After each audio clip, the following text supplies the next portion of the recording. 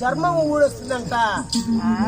ఆ బిడ్డలు ప్రాణము పోలేక కింద పడిగా తనకలాడుతా ఆ బిడ్డల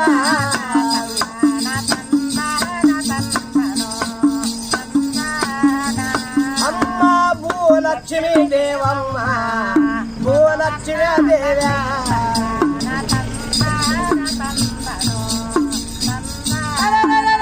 పోతాదమ్మ చీడే పోతాద భూలక్ష్మి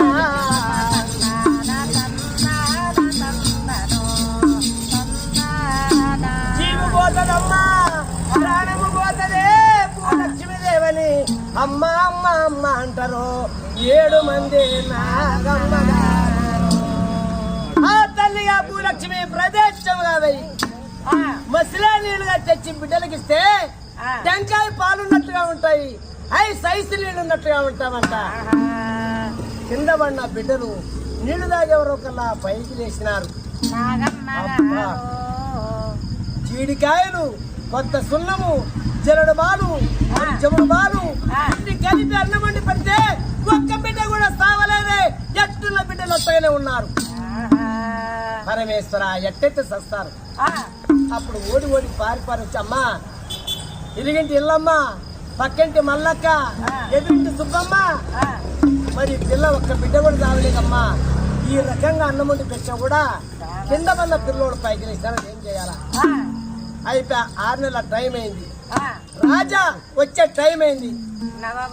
రాజా పగులే వస్తాడో, రాత్రి వస్తాడో, పొద్దున వస్తాడో, సాయంత్రమే వస్తాడో, రాజు వచ్చే టైం తెలియదు.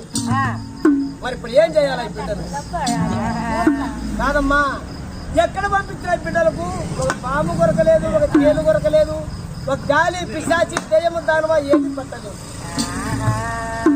7 మంది బిడ్డలు ఒక్కటేసారి సావాలంటే మేము చెప్పినట్టు ఉంటే బిడ్డలు వస్తారు, లేకపోతే సావరు.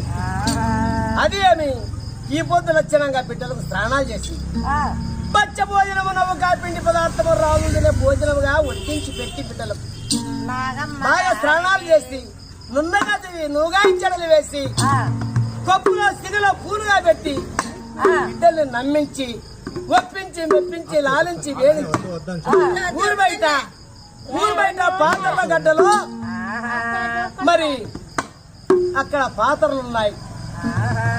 7 మంది బిడ్డలు కొండపై గావు పాత్రలో వేసి పైన బండ వేసి చెత్త చెదారం వేస్తే ఆ పాత్రలో అమ్మ అమ్మ అప్ప అయ్యా అమ్మ అప్ప అయ్యా అని అచ్చి ఓడి ఎండిపోయి కళాకట్టుగా ఆరిపోయి అక్కడ మరణమైపోతారే 7 మంది.